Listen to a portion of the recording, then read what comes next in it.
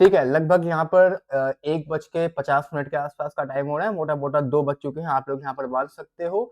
और जो डेटा है वो अब यहाँ पर लगभग फाइनल हो चुका है, क्योंकि लोग यहाँ पर मैक्सिमम लोग अपनी-अपनी जो एप्लीकेशन होते हैं वो लगा चुके हैं।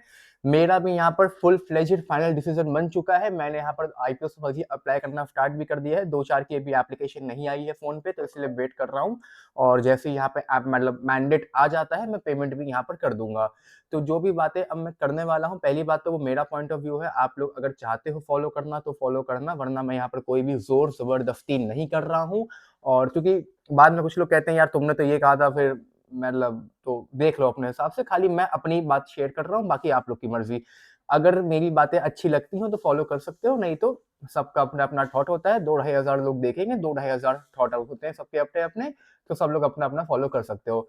चलो, सबसे पहले तो यहाँ पे मैं ये बता दूँ कि जो मैंने अभी-अभी ये पूरी शीट यहाँ पर अपडेट कर दी है मोटा-मोटा, एंड जो डेटा है वो स्लाइटली यहाँ पर अभी भी चेंज होता रहेगा। सबसे पहले बात करूँ मैं यहाँ पर ट्रांसिल के बारे में, तो ट्रांसिल में देख सकते हो कि रिटेल कैटेगरी में लगभग 15 गुना के आसपास सब्सक्रिप्शन यहाँ पर हो चुका है। मतलब कि जो एप्लीकेशन है, अगर आप लोग यहाँ पर लगाते हो तो 15 में से 1 को मिलेगी। अ, मतलब कि 15 में से 1 को मिलेगी, तो जो आप लोग की चांसेस है वो लगभग 6% की चांसेस है, जो बहुत अच्छी है, तो कि आम तौर पे इतनी भी चांसेस नहीं होती है। भाई 15 में से 1 को मिल जाएगा, और क्या चाहिए। और अगर यहाँ पर स्मॉल एचएनआई में लगाते हो तो स्मॉल एचएनआई में 45 में मतलब 46 में से 1 को मिलेगा, तो वो फिर वहाँ चांसेस आप लोग की कम हो जाएँगी as compare to retail category. तो इस आईपीओ में तो मेरे हिसाब से यहाँ पर आप लोग को रिटेल में ही लगाना चाहिए, क्योंकि रिटेल में ही आप लोग के जो अलॉटमेंट के चांसेस है वो ज़्यादा रहने वाले हैं।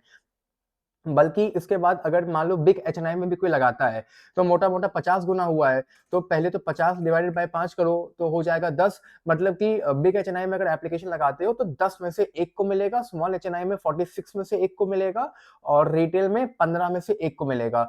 तो रिटेल कैटेगरी ही इस समय बेस्ट है ट्रांसिल लाइटनिंग आईपीओ के लिए, तो मैं भी यहाँ पर रिटेल कैटेगरी से ही अप्लाई कर रहा हूँ। बल्कि अगर चाहते हो कि मैं अपना यहाँ पर फाइनल डिसीजन लिख दूँ, तो मैं लिख भी देता हूँ कि मैं भी रिटेल से ही अप्लाई कर रहा हूँ। ठीक है? ये बात हो गई आप लोग की यहाँ पे। इसको मैंने रैंक 2 पे रखा था, ठीक है? इसके बाद आता है यहाँ पे डैम कैपिटल एडवाइज़र वाला आईपीओ। ये आईपीओ भी बहुत सही था, जीएमपी वगैरह अभी भी यहाँ पर इसकी 56% के आस-पास की चल रही है। ये आईपीओ रिटेल कैटेगरी में लगभग 17 हुआ है, मैं इसको 18 मान लेता हूँ। 18 हो चुका है, मैं 19 मान लेता हूँ। 19 में से 1 को मिलेगा। अगर मैं यहाँ पर अपडेट भी कर दूँ, तो उसको मैं अ, 18 है, 19 ही कर दे रहा हूँ। 19 में से 1 को मिलेगा, स्मॉल एचएनआई में 53 में से 1 को मिलेगा, और बिग एचएनआई में 52 हुआ है। तो 52 को पहले तो हम डिवाइड बाय 10 5 कर दें यहाँ पर, लगभग 10.4 आता है, तो 10.4 है, इसको 10 ही मान लो। मतलब कि 10 में से 1 आदमी को यहाँ पर मिलेगा। तो इस आईपीओ में भी कोई मतलब नहीं है।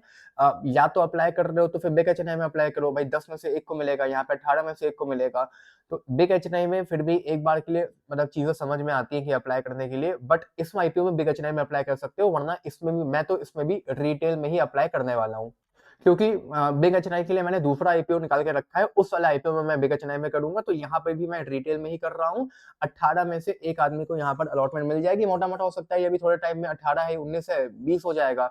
लेकिन तब भी यहाँ पे 20 में से 1 को मिलेगी, यहाँ पर 53, 54 में से 1 को मिलेगी, और बिग एचएनआई के लिए मैं इस आईपीओ को भी नहीं अप्लाई कर रहा हूँ।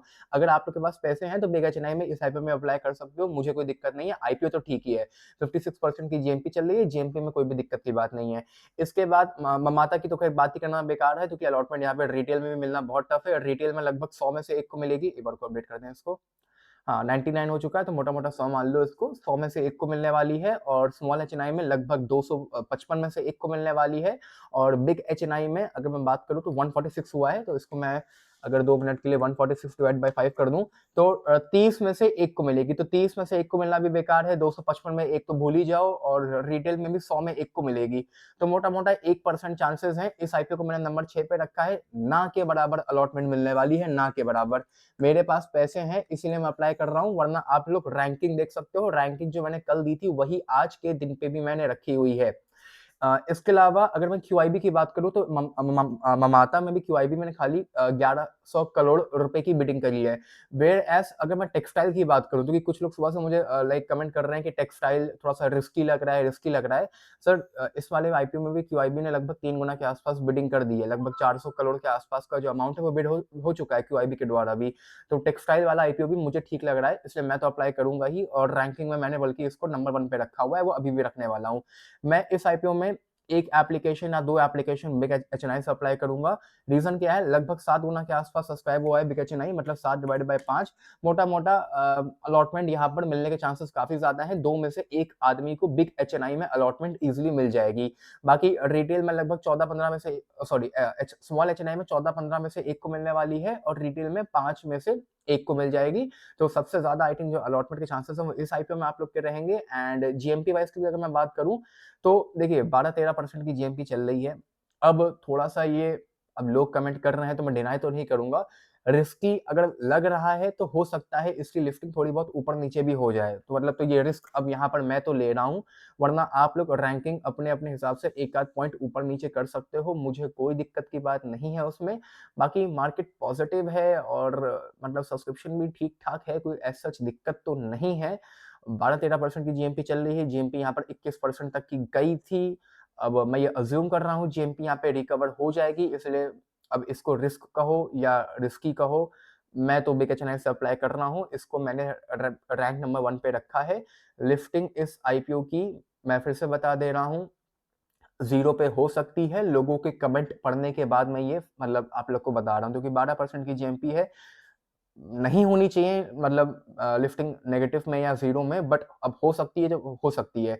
बाकी मैं यहाँ पर बिग एचएनआई से अप्लाई कर रहा हूँ। आप अगर यहाँ पर चाहते हो तो आप यहाँ पर स्मॉल एचएनआई से भी अप्लाई कर सकते हो और बाकी कैटेगरी में तो मैं यहाँ पर मतलब बाकी अकाउंटों में तो मैं यहाँ पर रिटेल में ही अप्लाई करने वाला हूँ। तो ये भी मैं यहाँ पर लिख देता हूँ। तो इन दोनों को भी मैं बड़ा कर देता हूँ। ठीक है, ये हो गया यहाँ पर।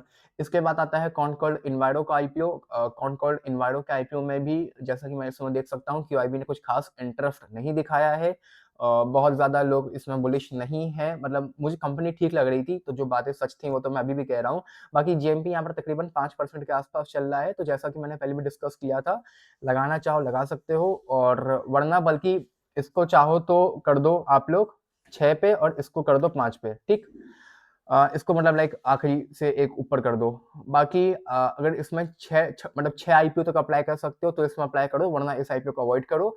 मैं इस आईपीओ में क्योंकि मेरे पास पैसे हैं तो मैं रिटेल से अप्लाई कर दूँगा। 2-4% ऊपर-नीचे अगर होता है तो होता है, वरना 5-6% का प्रॉफिट बुक करके मैं निकल जाऊँगा। वरना अब कुछ खास इंटरेस्ट इस आईपीओ में बचा नहीं है।